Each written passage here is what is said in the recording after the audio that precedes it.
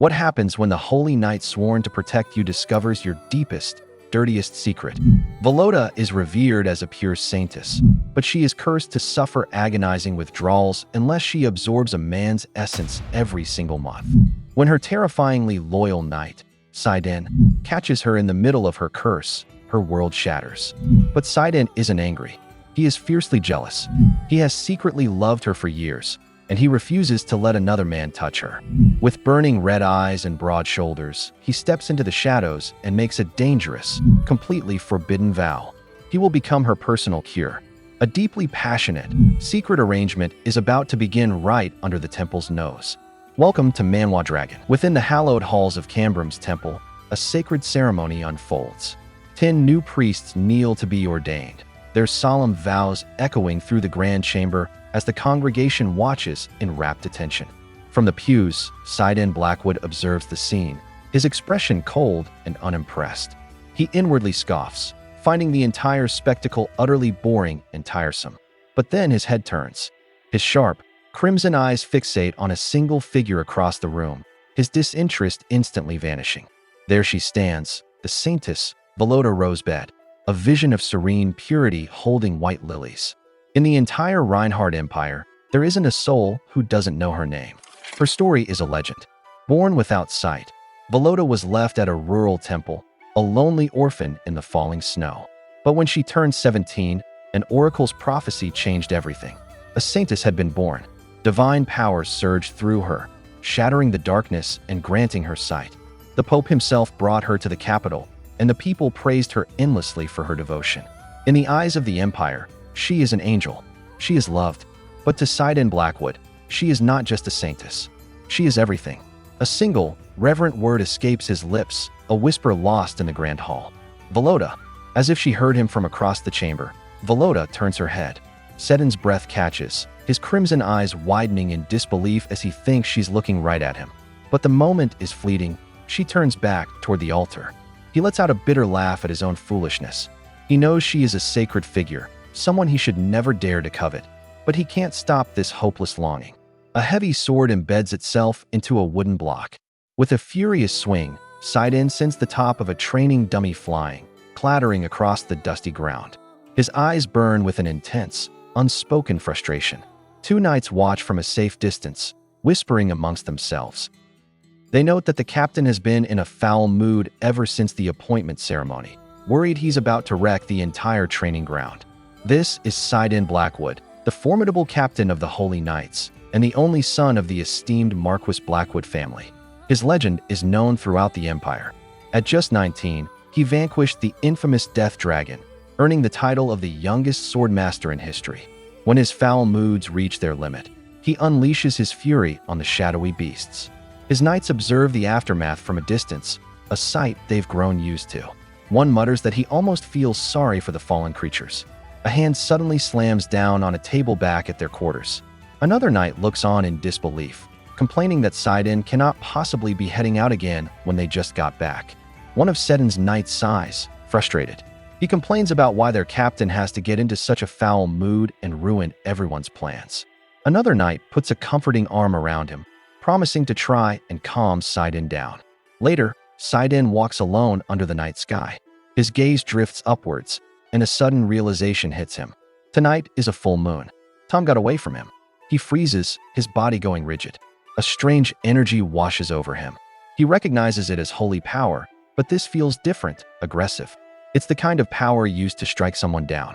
His eyes narrow, fixated on a distant chapel glowing faintly in the dark. Saiden crouches in the shadows, his gaze fixed on a clandestine meeting. He recognizes 2 of the hooded men, Cardinal Louver and Priest Felton.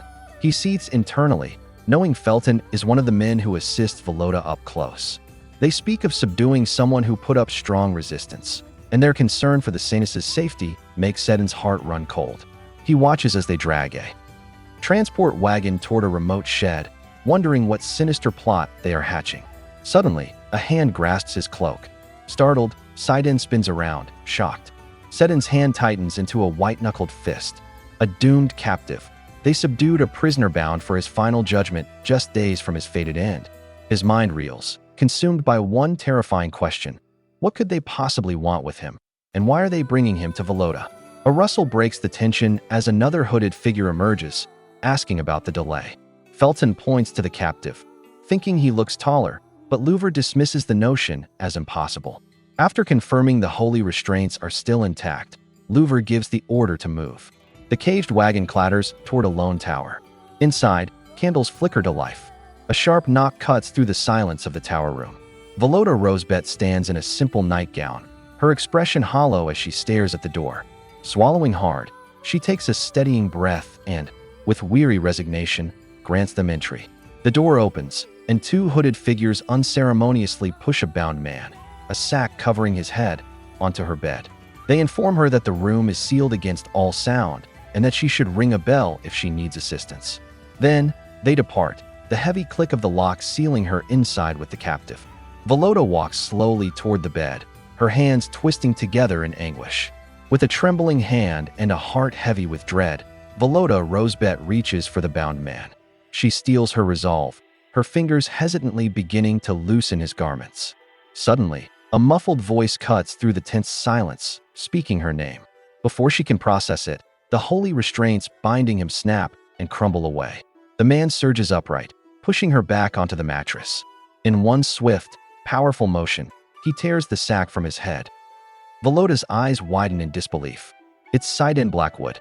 His piercing eyes lock onto hers as he demands an explanation she cannot give. Saiden's shadow falls over Velotta as he corners her on the bed. Her wide, blue eyes reflect the flickering candlelight, filled with shock and apprehension. He demands she explain what is happening, his voice low and strained, insisting on a truth he can finally believe.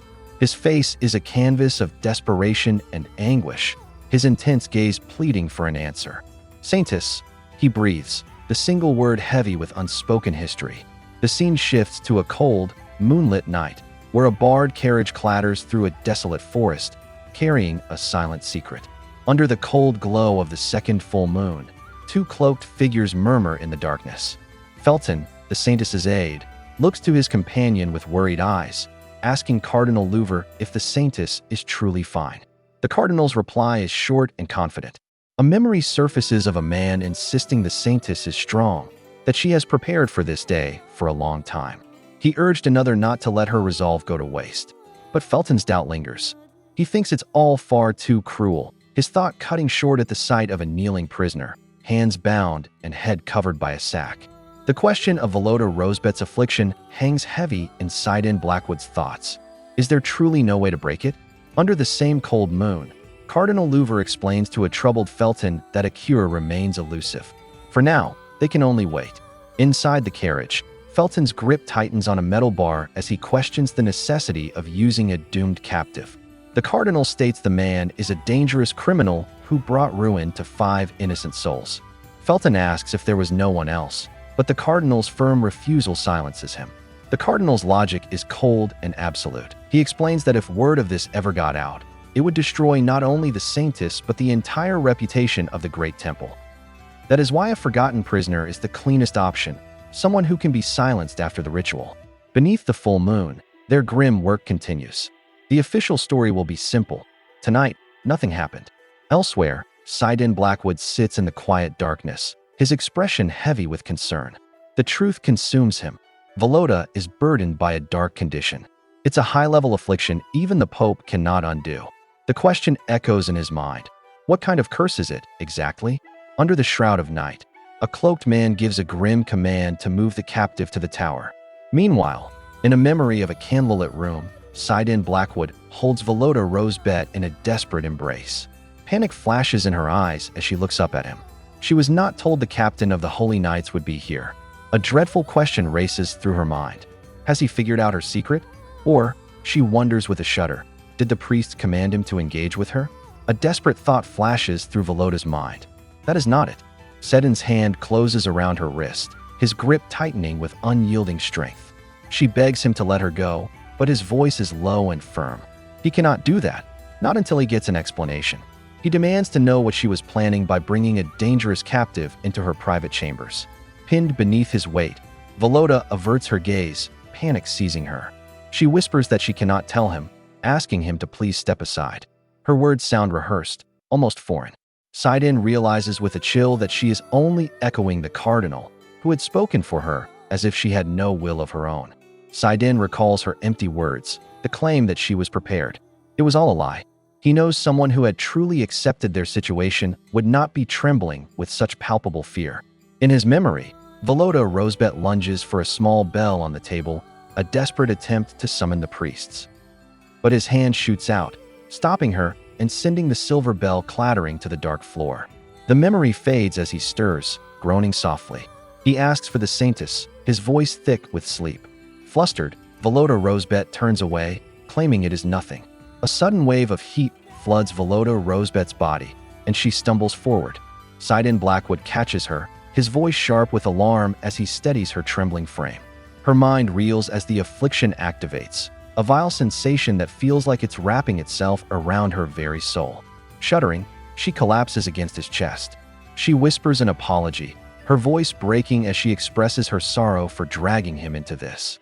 With tears in her eyes, she looks up at him, her plea a desperate, halting breath. She tells him that they have to share this burden together. Velotta Rosebeth's blue eyes, shimmering with unshed tears, meet his. She clutches the fabric of his shirt, her voice breaking with desperation as the dark energy surges through her. She begs him to be one with her, her plea hanging in the heavy air. A look of grim understanding crosses Saiden Blackwood's face. So it is true. This is the reality of the condition that torments her. Without a word, he leans down, capturing her lips in a sudden, urgent kiss. A soft gasp escapes her as he lifts her effortlessly into his arms, holding her close as he moves across the room. Saiden Blackwood gently lays Velotta Rosebeth upon the bed. Her breath catches in her throat, and she whispers his name, her voice trembling with a mix of shame and desperate need. He leans over her, his expression a storm of fierce devotion. A shiver courses through Velotta as their connection deepens, overwhelming her senses. With her eyes squeezed shut and a deep blush coloring her cheeks, she clings to him. A desperate, final plea leaves her lips, begging him to hurry and quell the agonizing torment of the affliction. Velotta's thoughts drift as she lies back, her hair fanning out around her. She tells herself she had prepared for everything, knowing the nature of her burden and the only way to manage it. A single, glistening tear escapes her closed eye. She recalls expressing her grim determination and how Cardinal Louver had handed her a book. The text promised that such intimate unions were brief, leading her to believe she just had to endure it for a short while. But the reality, she now understands, is far more intense than any clumsy theory she learned. Without a moment's pause, Saiden acts. He pulls Velotta up with a sudden, firm grasp, startling a soft cry from her. The scene fades, shifting to a cold, stone dungeon where a heavy cell door groans open. A grim-faced man with dark hair steps out, only to be confronted by a hooded figure. The man commands the figure to stop, his voice sharp as he questions how the captive undid the holy restraint. A bright, swirling light forms in his palm as he declares he cannot let a doomed prisoner just walk free. A brilliant flash of holy magic erupts from the guard's hand, but the hooded figure moves in a blur, deflecting the light and seizing his arm. The guard's eyes widen in disbelief as his magic is completely neutralized. Before he can process it, a cold blade presses against his throat. He wonders how a mere captive could be so powerful. A sudden shout to wait cuts through the tension. On the stone floor, several other robed men lie defeated. From the shadows, Saiden Blackwood emerges, his eyes surveying the scene. A knight with white hair gasps, stunned by his captain's presence. The white-haired knight stares, utterly stunned by Saiden's sudden arrival. He nervously asks if his captain managed to handle the situation. Before Saiden can answer, a new voice cuts through the tense air.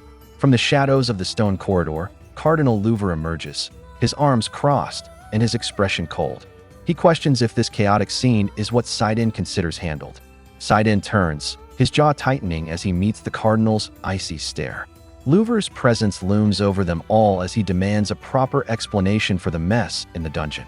Saiden stands his ground before Cardinal Louver, his gaze unwavering. An enraged attendant steps forward, shouting at Saiden for daring to order the Cardinal around. Unfazed, Saiden raises the stakes, coolly asking if he should just go ask His Holiness directly. The threat silences the room. Louver finally relents, agreeing to explain everything. His expression turns grave as he reveals the temple's darkest secret. The Saintess is burdened with a dark affliction, or rather, the position of Saintess itself is the curse. He explains that once her divine power reaches a certain point, she must receive a man's vital energy every full moon. Saiden's voice is low, demanding to know what happens if she refuses. Louver explains that her condensed divine power would erupt, going completely chaotic. The resulting storm would not only claim the Saintess, but would also consume half the empire in its fury. He reveals a devastating truth. If it were only her own fate at stake, Velotta would have chosen to fade away rather than endure the ordeal. But her path is tied to countless others, a heavy burden she accepted when she was only 17. Saiden's face drains of color, the full, horrific weight of her sacrifice crashing down on him. Saiden's fist slams down, his voice raw with fury as he demands to know what they have accomplished in 7 long years. The attendant sputters that they tried everything, desperately asking if they should have just let Velotta meet her end instead. Saiden's eyes burn with cold fire, his teeth grinding in disgust. He makes a solemn vow, declaring that he will take care of the full moons from now on. He issues a chilling warning. If they ever bring another condemned man near her, he will make them pay the ultimate price. He turns away, his final command echoing in the tense silence, insisting no one enters until morning. Saiden's voice is low and laced with ice. He tells his men that from now on, he will take care of the full moons. His eyes narrow with a chilling promise. If they ever bring another doomed captive near Velotta again, he will make sure their own futures are forfeited next. He turns away, leaving them frozen in place. At her door, he gives a final command, ensuring they will be left undisturbed until morning. The heavy door clicks shut, sealing them inside. Together, as dawn breaks, sunlight streams into the room. Velotta awakens, a hand resting wearily on her forehead. Velotta's eyes flutter open to the soft morning light. A quiet voice asks if she is awake, and she turns to see Saiden standing near the window. She whispers his name, her mind reeling.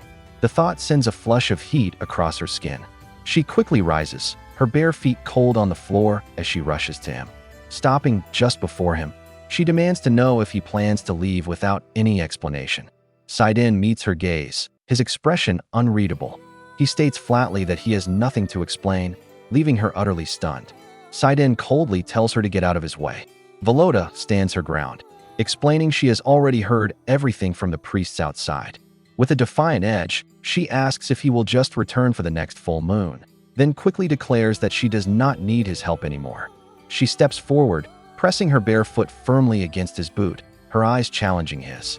Saiden's expression darkens. He reminds her how dangerous the previous night was, his voice low and intense. Leaning closer, he menacingly asks what she will do if someone she cannot handle enters the tower again.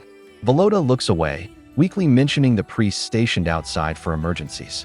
Saiden's hand clenches into a tight fist. He acknowledges his own strength against common criminals, but his tone darkens. He reminds her that no one ever expected an intruder powerful enough to get past even him. His gaze intensifies as he bluntly asks if she truly wants to continue her horrible ordeal with dangerous captives every full moon. Stung by his crude words, Velotta cries out his name, telling him to watch his tongue. After a tense pause, Saiden changes his tactic. He concedes, asking her to reconsider. He looks at her earnestly, almost begging her to let him be the one to help her through this trial. He declares he cannot stand by and let her face those men now that he knows the truth. Velotta's voice is sharp as she reminds Saiden that he does not have the authority to make such a choice for her. He interrupts, his own voice soft and heavy with resignation. He knows he has no right. That is precisely why he is begging her. Stepping closer, his eyes burn with desperate sincerity as he implores her to rely on him. Later, Velotta enters a room filled with murmuring people, a man lying still in a bed. Dressed in a traveler's cloak, her expression is grim. A woman gasps in surprise, stammering a greeting to the Saintess. Velotta gently reassures the startled man in the bed, telling him to lie down. Her eyes widen as she examines his arm, horrified to see the skin marked by deep, festering wounds. Another healer offers to perform the treatment, but Velotta sits beside him, determined. She warns the patient that the process will be painful, but he must endure it. As her hands make contact, a brilliant golden light erupts from her palms. The man cries out in agony. She commands him to hold still. An onlooker gasps, murmuring that the gashes were caused by a Renil. As the onlookers murmur, one explains the dual threat of the Renil. Its fangs and claws carry a potent toxin, while its sixth leg bears an impurity, making the healing process incredibly delicate. Another priest observes that the dark energy seems minor, something a simple blessing can handle. Taking charge, Velotta orders a priest named Felton to send word to the cathedral immediately. She confirms a Renil attacked the village. Her voice is laced with urgency as she warns that the creature, having tasted human prey, will strike again soon. They must search the nearby forests. A wave of pure reverence washes over the priest named Felton. He clenches his fist, overcome with emotion, and promises to send the message to the cathedral right away. Velotta nods, thanking him for his help. Later, in the quiet solitude of her room, Velotta finally collapses onto the edge of her bed, a heavy sigh escaping her lips. It is her first moment to breathe. Her mind drifts back to the night before, to the warmth and intensity of Saiden's embrace. She recalls their deep connection, realizing the divine energy she wielded today was stronger than ever. Velotta sits alone, her thoughts turning inward.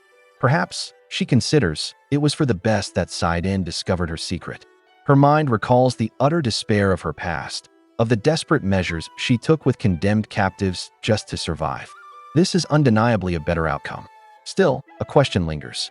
Of all people, did it have to be the captain of the Holy Order? She remembers his pained words, his disgust for the men she once relied upon. As she pictures the righteous knight, a new worry forms. Does he now think of her as impure? A sudden resolve cuts through Velotta's turmoil. Even if Saiden does look down on her, what does it truly matter? Her mind floods with harrowing images of the people she is sworn to protect, helpless souls shivering in the frozen wastes, wasting away and being overwhelmed by shadowy beasts. She pictures them suffering in agony. Compared to their immense hardships, her own private shame feels insignificant. She clutches the fabric over her heart, steeling herself. Her burden, she decides, is nothing at all. Following a recent campaign against the monstrous Rechnals, Velotta Rosebeth sits alone in her lavish study. She looks up with weary eyes, questioning an invitation to the banquet. A priest steps forward, his expression unreadable, and confirms it by placing a formal letter sealed with red wax on her desk. The invitation is meant to honor the joint efforts of the Holy Knights and the Saintess herself for their recent success. As her fingers brush against the seal, a flicker of uncertainty crosses Velotta's face, her thoughts drifting to the true nature of her work. Velotta Rosebeth's eyes fix on the letter. She murmurs about the imperial seal. An invitation from the emperor is a command she cannot refuse. With quiet resolve, she tells the priest to confirm her attendance. He nods and departs, the door closing softly behind him, leaving her completely alone. The polite smile melts from her face, replaced by a deep sigh as she sinks back into her chair. A wave of loneliness washes over her, her heart aching with the sudden realization. Since that day, she has not seen Saiden Blackwood even once. A vivid memory washes over Velotta, a dimly lit moment of intense closeness with Saiden Blackwood. She remembers the feeling, the quiet, vulnerable confession that she is still afraid to face him. He is a man with the audacity to reject even an imperial invitation, his piercing eyes filled with an unwavering resolve. Back in the solitude of her study, Velotta rests her head in her hand, sighing. She wishes he would refuse this banquet, too. Staring out at the darkened towers, she whispers a small prayer, a plea sent into the night. Velotta's breath catches in her throat as she enters the grand banquet hall. Her eyes immediately find him across the room. Saiden Blackwood stands aloof with his arms crossed, his gaze fixed on her. The low buzz of conversation swells as nobles notice her arrival, flocking to her side with effusive praise.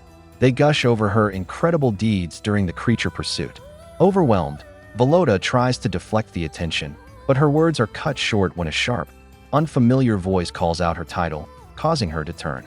A man with pale blonde hair and piercing golden eyes cuts through the crowd. He leans in close, his voice smooth as he calls Saintess Velotta Stunning. A little flustered, she greets him formally as Duke Rilster.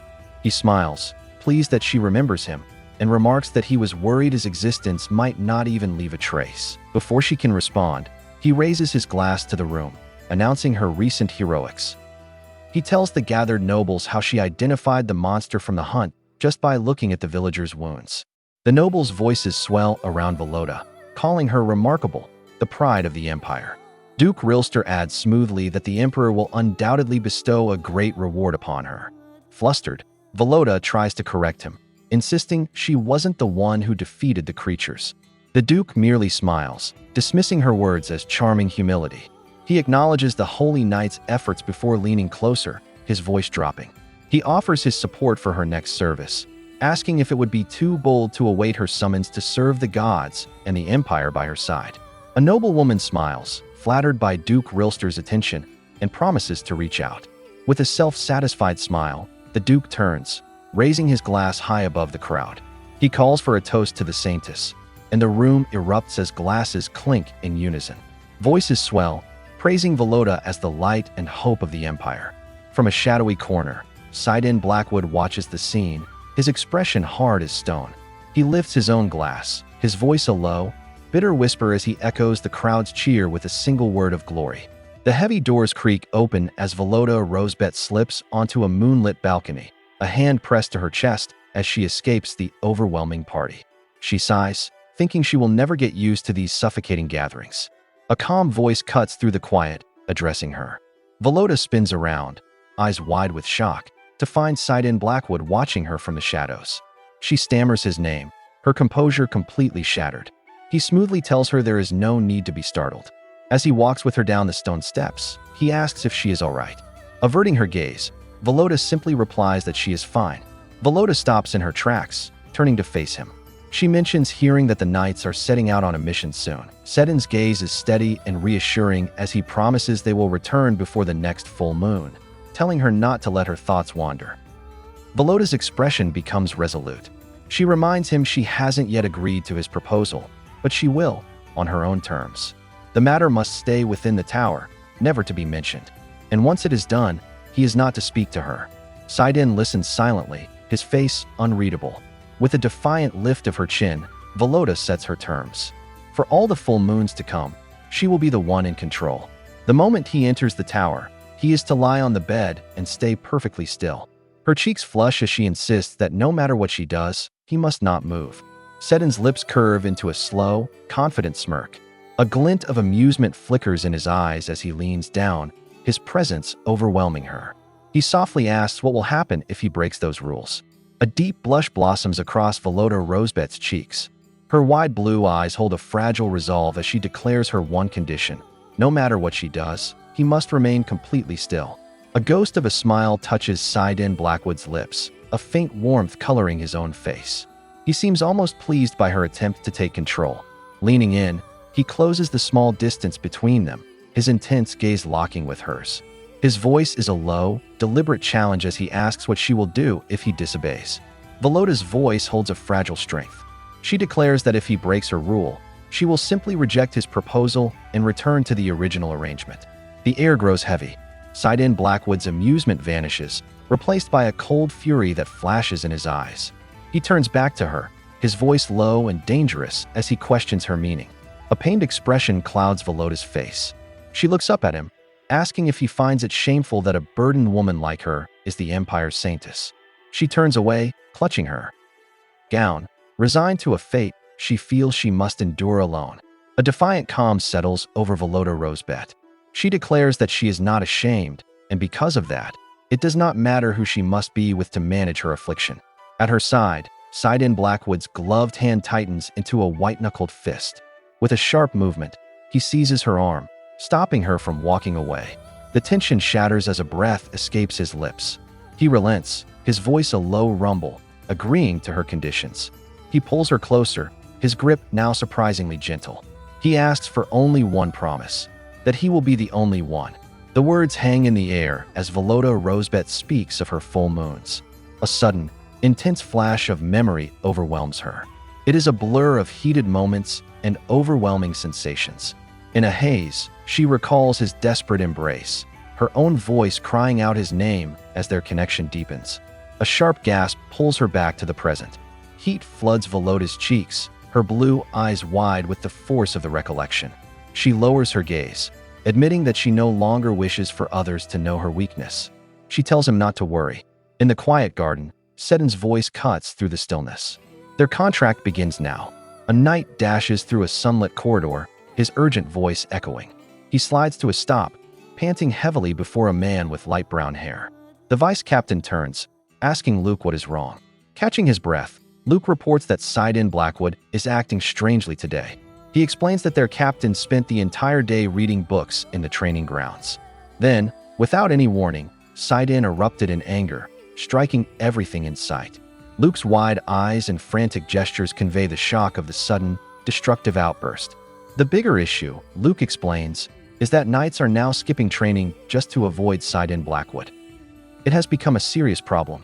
Inside the quiet hall, the vice captain finds Saiden surrounded by towering piles of books, his gaze fixed on the pages of an open volume.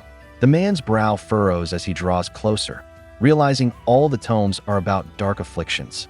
He clears his throat cautiously. Saiden's intense eyes slowly lift from the text.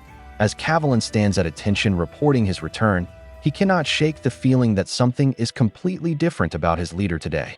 Kavalan suggests they speak somewhere more private, but Saiden's intense gaze never wavers from him. With a chilling seriousness, Saiden asks how he manages to do it without causing them pain. Baffled, Kavalan stammers, completely misreading the situation. He assumes his captain is speaking of hunting monsters, explaining that a painless end is impossible, though Saiden always aims for critical spots. Trying to lighten the mood, Kavalan offers a small prayer for the creatures. Saiden's expression darkens instantly, his voice cutting through the air as he questions what in the world his subordinate is talking about. Saiden's hand comes down on the book with a soft thud. He dismisses Kavalan's talk of monsters entirely. His intense eyes stay locked on his subordinate as he clarifies his real question. He asks how to be intimate with a woman without hurting her. The words stun Kavalan into silence. A wave of disbelief washes over him. As far as he knows, the captain has never shown the slightest interest in romantic affairs. While the other knights have their own lives, Saiden has always remained solitary and uninvolved. Kavalan's mind flashes back to the piles of love letters from noble women, all of which Saiden tossed into the trash without a single thought. He had always been so uninterested. Kavalan even wondered if his captain preferred men. He stammers out a question, trying to understand if a woman had complained of discomfort. The words seem to shatter Saiden's composure. He sinks to his knees, his head bowed in distress. Seeing his captain's reaction, Kavalan quickly offers a solution, explaining there are products like magically infused oils for men who are naturally blessed. Kavalan casually remarks that the mages from Hellas are famous for making such items. He rises to his feet, explaining they are a rogue faction, not part of the official mage tower. These secretive figures operate in the shadows, delving into forbidden practices and earning the name of shadowy back-alley mages. A new thought cuts through Saiden's despair, igniting a flicker of hope in his mind. He looks up, his eyes sharp with sudden intensity. He asks with a quiet urgency if those Hellas mages also know a lot about curses. In a dimly lit tent, a group of soldiers gathers, their faces flickering in the firelight. One man recalls the unsettling look in their captain's eyes, noting his dead-set determination to clear the area in only 3 days. An older knight clenches his fist, angrily questioning the impossible timeline, insisting they need more time. Another man argues they are already halfway through, but the elder retorts that everyone is collapsing from the effort. As if to prove his point, a weary soldier nearby wipes a dark trickle of exhaustion from his nose. The knights suffer without proper support, as the captain's intolerance for a slower pace means no priests accompany them. Instead, they rely on a former novice, Ren, for what little aid he can offer. One soldier approaches the vice captain, his voice strained with desperation, pleading that if they keep pushing like this, they are going to fall. Seeing the weary faces around him, the vice captain's expression hardens. With resolve, he rises, promising to speak with the captain himself before stepping out of the tent into the quiet of the starlit forest. Under the quiet, star-dusted sky, a sudden rustle of leaves shatters the peace. A winged Rolkin creature bursts from the treetops, its form silhouetted against the night. Before it can escape, Saiden Blackwood raises his bow, his movements swift and certain. With a focused gaze, he lets an arrow fly. It cuts through the air, finding its mark with deadly precision, and the beast tumbles from the sky. He walks toward the downed creature, a thought sparking in his mind about its eye being used for advanced magic. Kneeling beside it, he contemplates the unexpected prize.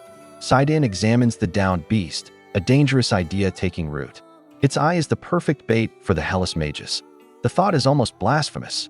Priests are forbidden from seeking out such outcasts, rogues shunned even by their own kind. But his devotion to Velotta outweighs any rule. He clenches his fist, his resolve hardening. The answer to her affliction might just lie with them.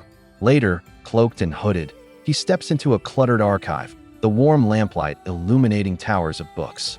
He approaches a scholar, his voice low and urgent as he asks where the records on curses are kept. The scholar greets him with a knowing smirk, confirming Saiden has come to the right place for information on dark magic. But his hope is quickly dashed. The scholar explains their records are incredibly valuable, kept under heavy lock and key, never to be shared. The man's eyes glint with amusement as he addresses him directly by his title. He notes that no disguise could possibly fool them. Saiden's control snaps. He slams his gloved hand on the desk, demanding the information he came for. The scholar feigns an apology, stating that only their tower master holds such power. Saiden presses sarcastically for an audience, but the scholar grins, lacking the authority. The scholar's lips curl into a sly grin. He leans forward, suggesting that a rare and valuable gift might persuade the tower master to grant an audience. He purrs that it must be something difficult for them to obtain, but easy for a night. With a heavy silence, Saiden places a glowing blue crystal on the desk. The scholar's eyes widen in awe as he recognizes the rare artifact, the remains of a renil encased in a magic stone. He promises to keep it safe, but as Saiden questions him, the man reveals the tower master is away on business. The scholar's smug grin widens. He leans in, suggesting that if Saiden were to bring them more creature remains, he is certain the tower master would carve out time in his schedule just for him. The bitter reality of their demand sinks in. Saiden realizes he must hunt monsters for these people to get what he needs. He seethes, internally calling them petty, underhanded hounds. He can just picture them boasting about making the captain of the Holy Order do their bidding. But even as he walks through the dark woods, he clutches the glowing stone, accepting their insulting terms. He desperately needs this. Suddenly, a voice cuts through the silence, announcing his arrival. A knight approaches Saiden, his face etched with concern. He reports that Run is at his limit and the others are exhausted, making it impossible to finish the hunt on schedule.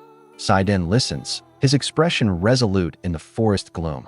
He makes a decision, instructing the knight to inform the others that he will stay in the capital until the next full moon has passed. The subordinate's face lights up with a brilliant, relieved smile. He promises to restore order, and with Saiden's command, the overworked knights are finally granted a month-long leave. Saiden's single promise reignites the spirits of the near-broken knights, their morale soaring to the heavens.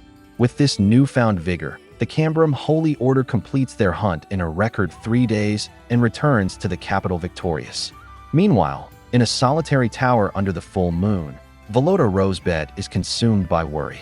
She knows he intended to return for her, but her heart aches with concern. She questions if it was truly alright to make such a deal when monster attacks are so relentless. Suddenly, a soft creak echoes through the stone corridor. Her door is opening. Footsteps echo in the tower as Velotta recalls the conditions Saiden set. His voice rings in her memory, firm and unyielding. For all upcoming full moons, he declared he would be the one in control. She was to go to the bed and stay there, no matter what he did. Her initial shock and blush in the memory give way to the present reality. She enters her room to find Saiden already reclining on her bed, his intense eyes watching her. He calmly notes her arrival.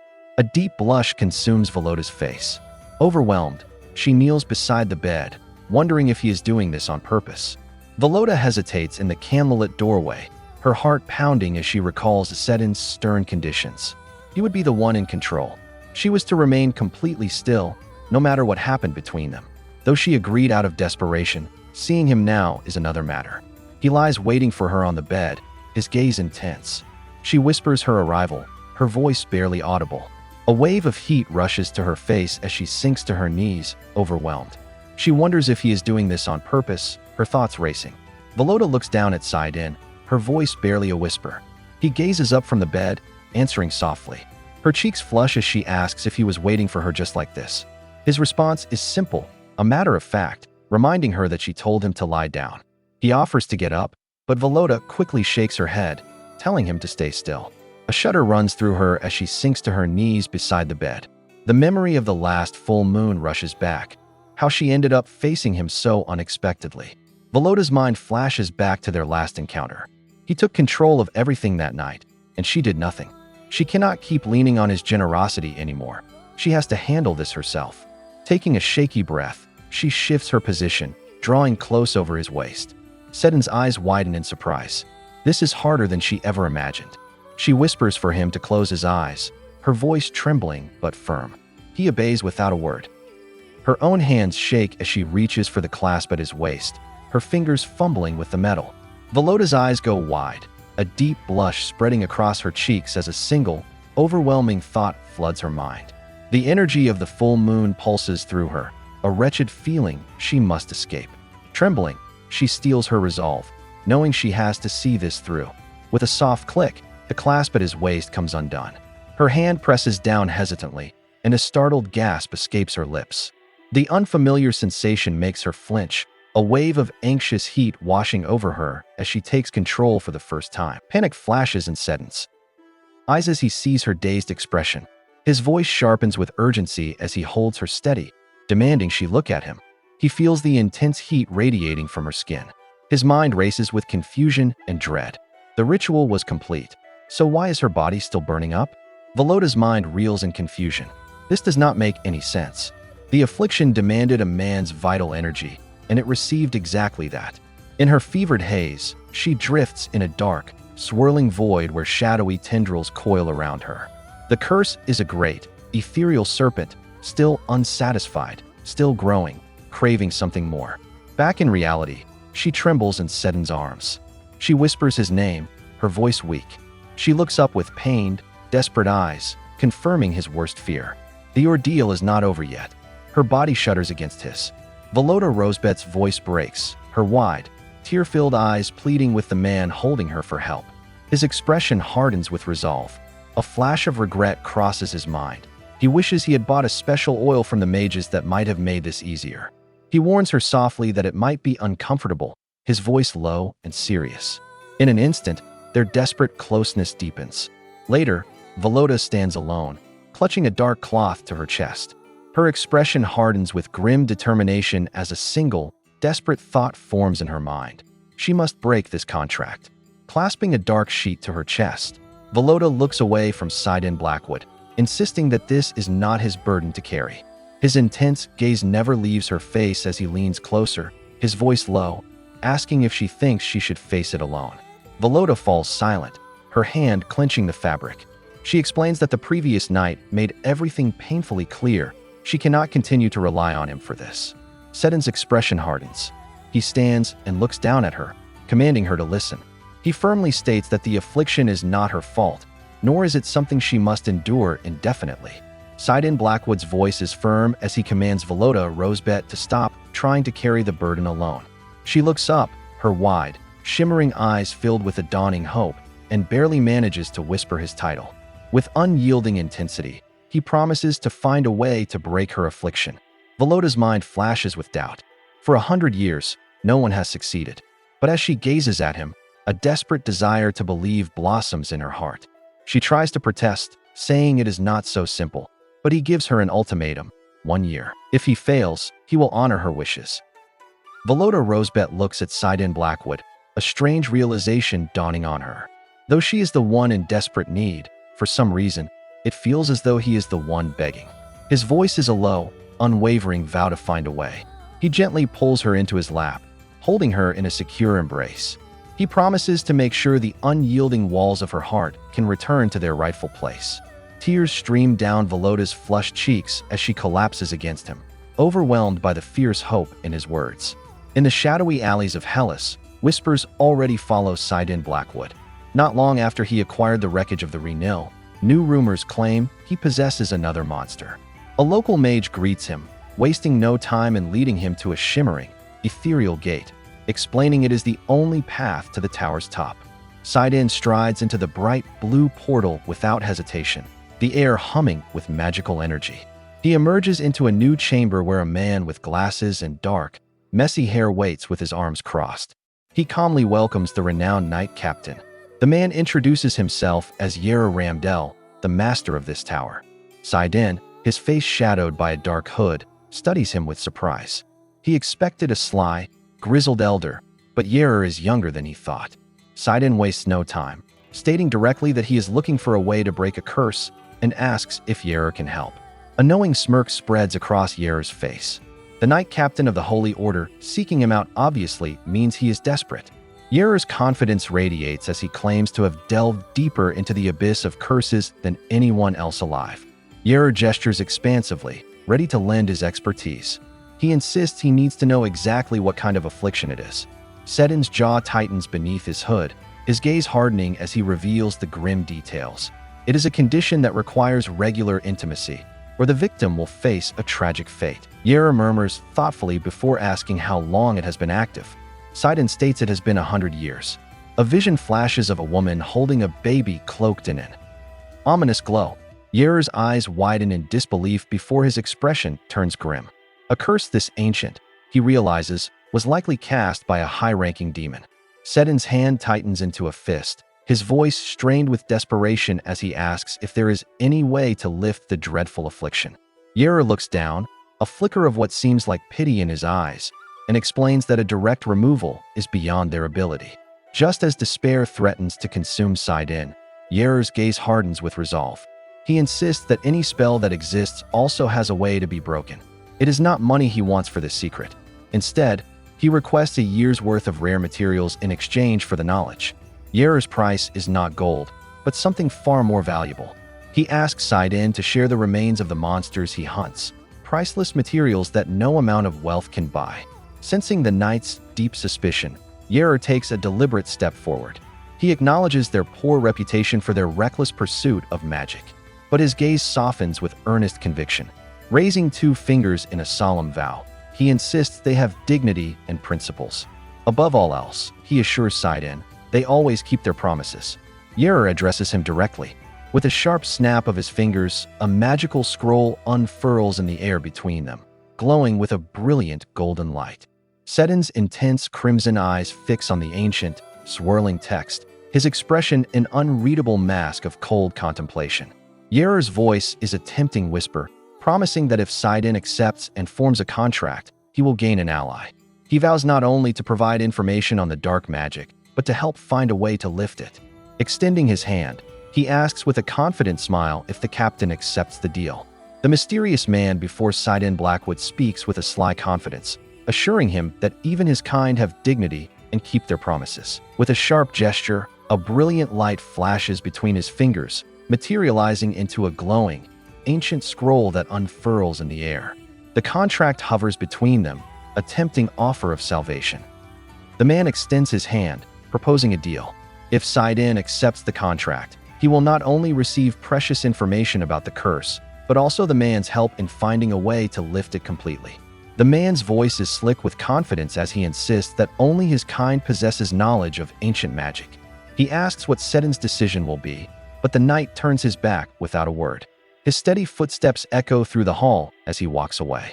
Stunned, the man stares in disbelief, his composure shattering. He cannot just walk away. In a rising panic, he calls out, begging him to hold on. Saiden stops. His hand moves to his side, gripping the hilt of his sword and drawing the blade with cold, deliberate intent. With a cold, deliberate motion, Saiden turns his blade not on his opponent, but on himself. He slices his own palm open, letting the crimson bead and run freely. The mysterious man watches, his panic turning to stunned silence as his hooded companions materialize from the shadows. Before they can act, Saiden's sword, now glowing with a brilliant golden light, plunges into a decorative plant nearby. It explodes in a blinding flash, a display of overwhelming power. He warns them that if they take one more step, they will watch the tower crumble to the ground. The air crackles around Saiden's glowing blade. His voice is a chilling promise. The mysterious man's mind reels in sheer panic. He understands now. Saiden's sword is aimed at the life essence that powers their entire operation, a secret they meticulously disguised as a worthless flower pot. How did he figure it out? With their very existence held hostage, Saiden's demand cuts through the tension. He commands the man to share what he knows.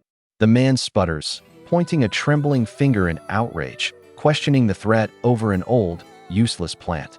Saiden's expression remains chillingly unmoved. He pushes his glowing blade deeper into the ornate pot, suggesting they see just how useless it really is. The plant crackles and strains, glowing brighter as it begins to fracture. The mysterious man's composure shatters completely, his face twisting in raw panic. A desperate scream tears through the air as he surrenders, promising to tell everything. His frantic surrender hangs in the air, a testament to Saiden's absolute victory. With a quiet command, Saiden dismisses everyone, leaving him alone with his captive. The man's composure shatters. He clenches his fist, internally fuming that he must now surrender information he desperately sought for himself. Defeated, he trembles and reveals the crucial secret. Saiden must find the grimoire of the demon god. He explains it is a legendary tome, one containing the key to breaking every curse in existence. Saiden's stoic expression finally shifts, his crimson eyes widening with a sharp, sudden focus. A tangible lead, a spark of hope, is now within his grasp. The captive reveals the grimoire's dark origins, a relic created a century ago using the demon god's own power. A beautiful, heart-wrenching vision floods Saiden's mind. Velotta, smiling in pure bliss as the heavy chains of her affliction crumble into dust. This is his singular goal, the promise of her freedom. His voice is tight with urgency as he demands its location. The man admits he does not know its exact whereabouts, only that his group chases sparse, century-old clues. Doubt flickers across Saiden's face as he questions how they can be sure it even exists. The captive gestures earnestly, insisting the proof of the grimoire is as real as the divine spirit itself. But Saiden's patience has vanished. He clenches his fist, his voice a low growl of frustration as he demands tangible evidence. In response, a powerful magic surges through the room. An ornate book pulls itself from a shelf, glowing with an otherworldly light as it floats into the man's hand. He reveals a startling truth. The grimoire is one of a pair. While one breaks curses, its twin contains the methods to cast them. The mage explains the book's sinister purpose. It teaches how to cast a spell that lasts over a century, one that forces someone into a desperate cycle of intimacy simply to survive. A chilling description that mirrors Velotta's fate. Saiden takes the tome, his expression hardening. Just as the man claimed, a hollow, incomplete magic emanates from it, yet its latent power is undeniable. If its twin were found, their combined force could shake the continent. With cold resolve, Saiden tosses the book back. He orders the old contract erased, ready to dictate his new terms. The mage flinches, his voice trembling as he asks if he means everything. Saiden stands firm, his own voice cold and unyielding as he dictates the terms of a new, binding oath. The Tower Master of Hellas, Yer Ramdel, will swear to assist him in finding the demon god's grimoire. Should he ever break this vow or attempt any deceit, the penalty will be his own life. The mage's eyes widen in disbelief. Saiden continues, adding that Yer must cooperate with every demand and deliver the tome immediately upon its discovery. Yer simply stares, utterly stunned. With a sharp motion, Saiden sends the contract book flying back toward the Tower Master. He commands him to erase every word and rewrite it with his new terms. The mage catches the tome, his expression one of utter shock. Saiden dictates the new, unbreakable conditions. The mage will swear to assist him in finding the grimoire of the demon god. Should he break the oath or attempt any deceit, he pledges his own future as forfeiture. He must also cooperate with every demand and immediately deliver the grimoire to Saiden upon its discovery. A brilliant streak of light slices through the air, narrowly missing Yer Ramdel. He flinches, clutching the book to his chest as his mind struggles to process Saiden's absolute command. Down on the glowing floor, his colleague lies defeated, shadowy tendrils of dark magic already beginning to creep across his skin. Yer stares in abject horror, a cold realization dawning on him. He understands the terrifying truth. This man, this unyielding knight, never intended to negotiate with them at all. Yer grits his teeth, his mind screaming at the sheer audacity of the knight. He tries to protest, arguing that the conditions are crossing the line. But Saiden is not finished. He calmly adds a final term. He will return the cursed manuscript to Yer, but only after he discovers the method to break the affliction. Yer freezes, clutching the book in disbelief. This man is willing to hand over a manuscript of immense magical power? He realizes with dawning clarity that Saiden truly only cares about shattering the curse. Yever calls out, desperately trying to add one more condition. He insists that Saiden must secure the materials they need, calling it the very least he can do. Saiden calmly agrees, but with a chilling caveat, only if circumstances allow. The blatant unfairness of the deal makes Yever's mind scream. Ignoring his outrage, Saiden looks at him with cold, piercing eyes and begins to count down. Yever's thoughts race in a panic, wondering how he can escape. Tears of defeat stream down Yever's face as he finally breaks, shouting his surrender. A magical scroll materializes in a flash of brilliant light, sealing their agreement. The contract is now complete. Saiden informs Yever that the necessary materials will not be available until the next full moon. With business concluded, he turns and makes a strange request, asking if Yever has any decent oil. Confused, Yever boasts they carry only the best. Saiden clarifies his need, asking for something to make their physical connection less painful. The request floors Yever. This knight is rumored to be a solitary prude. Seeing a chance for payback, Yever decides he will make him pay dearly. A smug grin spreads across Yever's face as he claps his hands. He boasts they have just the thing, presenting a set of glowing vials. He explains they are Hellas's finest creations, with the number 5 oil being reserved for only the most generously blessed men, those who worry if their partners can handle their presence. His mocking tone is thick in the air. Saiden's expression remains flat as he simply demands a number 5. Yever freezes, his jaw agape. The request stuns him into silence. Noticing Yever's shocked gaze drift downwards, Saiden asks what he is staring at. Flustered, Yever quickly agrees to get the item. The bells of the temple chime over a quiet town. As promised, Saiden halts the hunts, granting his overworked knights a well-earned rest. But for Saiden, there is no reprieve. He sits alone in his study, unrolling a scroll from Yever, his eyes tracing the ancient script. It tells of a wizard named Balak from 80 years ago, whose grandson was struck by a terrible curse. Desperate, Balak wandered the continent until he found someone possessing a book rumored to break any curse. Believing it was his only hope, Balak paid a fortune to acquire it. The scroll in Saiden's hands reveals a history steeped in sorrow. The wizard Balak's quest for the manuscript ended in heartbreak. He returned too late, finding his grandson had already passed. Consumed by grief, the wizard chose to end his own journey, and the dark book vanished once more. Saiden's eyes scan the next entry. 45 years ago, Count Alkiria's daughter suffered the same unspeakable affliction. A mysterious wizard emerged, using the manuscript to break her condition. For half a year, peace settled over their household, only to be shattered by the Count's sudden passing. The heavy silence of the study presses in on Saiden.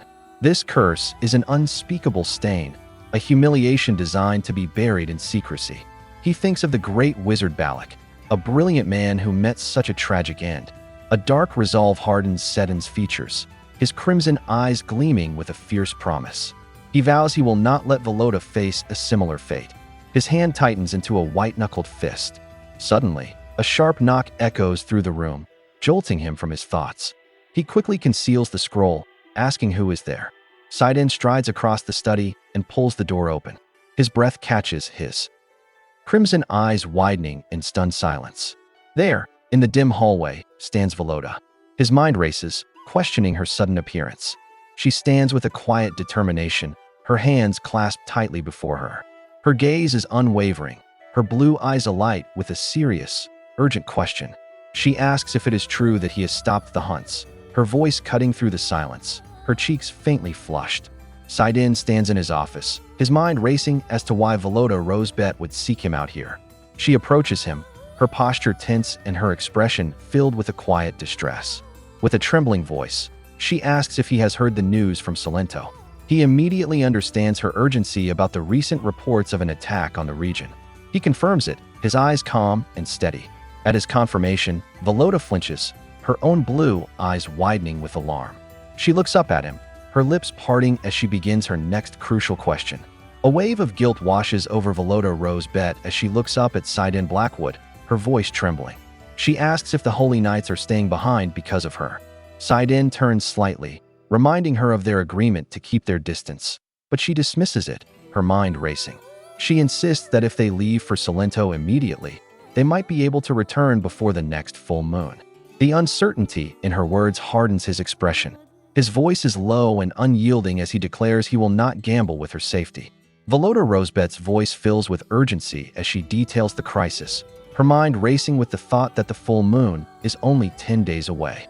She explains that a mysterious monster is wreaking havoc in Salento, and the people need his help. Saiden Blackwood brushes her off, coldly asking why the palace has not sent its own reinforcements. Velotta flinches, her expression pained. With a heavy heart, she reveals the devastating news. The palace has decided not to intervene. They plan to simply wait and observe the situation for an entire month. An image of Salento in ruins flashes through Velotta Rosebeth's mind, the city engulfed in flames. She knows that by the time the palace finally acts, all its residents will be gone. A bitter, cynical look crosses Saiden Blackwood's face. He scoffs, asking if the royal forces have simply decided not to waste themselves on a forgotten land, or if they are just expecting the temple to handle it for them again. Velotta wrings her hands anxiously, pleading that the Grand Temple is now Salento's only hope. Saiden's expression turns to ice. He states that if the palace has chosen to observe, then they must abide by that order. Saiden continues his cold refusal, explaining he promised his subordinates rest until the next full moon. Though he claims his hands are tied, his inner thoughts betray his true reason. If he must choose between the Empire's people and Velotta Rosebeth's safety, there is no question which takes precedence. Velotta's face falls, her hope draining away. With a newfound coldness, she wishes him a good rest and turns to leave. She declares she will do what she can on her own, her sudden resolve catching Saiden Blackwood completely off guard. He watches her depart, contemplating her defiant words. Saiden Blackwood watches her go, his arms crossed in firm resolve. He scoffs inwardly, certain that at this point, even Velotta cannot do a thing. He dismisses her defiant words as empty threats. As she vanishes down the corridor, a strange feeling of unease settles over him. He acknowledges that something feels off, but stubbornly pushes it aside, refusing to change his plans. Yet, later that evening, shocking news arrives like a bolt from the blue, and his confident expression completely vanishes. Saiden sits in his dimly lit office, his voice a low growl of disbelief as he asks the messenger to repeat the news. The man confirms that Velotta is leaving for Salento tomorrow, and Saiden is expected to accompany her. The unspoken threat hangs between them. If he refuses, she will face the next full moon alone. The realization hits Saiden like a physical blow. He slumps forward, covering his face with his hand. This was her plan. She knew he would be forced to follow her, and now she has volunteered for this dangerous journey just to drag him along. A stark realization cuts through Saiden's frustration. Knowing Velotta, he understands she would have gone to that dangerous land even if he had refused. This was not just a ploy, it was her unyielding will. The messenger explains the grave situation, how the beasts in Salento are unlike anything seen before, driving everyone else away. He pleads for Saiden to accompany the Saintess. Saiden's gaze is cold and sharp. He tells the man not to bother with questions that have such obvious answers. The messenger's face breaks into a relieved smile, promising to pass the message along. In a grand, book-lined hall, a noblewoman addresses the holy knights, her voice filled with solemn purpose. She offers her deepest apologies for interrupting their rest, but explains the crisis in Salento has grown too severe to ignore. With a determined clench of her fist, she announces she will join the hunt herself to assist them. The knights, initially somber, light up with renewed vigor. One eagerly agrees, saying he was itching for a chance to move. As sworn knights, they declare it their duty to protect the people. With spirits high, they prepare to depart. Nearby, Velotta listens, her eyes widening at this unexpected turn of events. Saiden Blackwood leans against a stone pillar, clad in his dark armor. He lets out a heavy breath, his expression a mixture of fatigue and unyielding resolve. Outside, the ground trembles with the thundering sound of hooves as a grand procession of knights on horseback makes its way through the city. A noblewoman looks on with a concerned expression. At the head of the company, a knight with light, silvery hair and a confident smile looks ahead. He announces that the time has come for him to fulfill the promise he made to the Saintess. And that's where we'll leave them, for now. If this one hit you right, you already know the move. Tap subscribe. The next obsession drops twice a week, and trust me, you don't want to miss it. I pulled 2 more recaps just for you. They're on your screen right now. Pick your poison. This was Manhwa Dragon. Stay obsessed. I'll see you in the next one.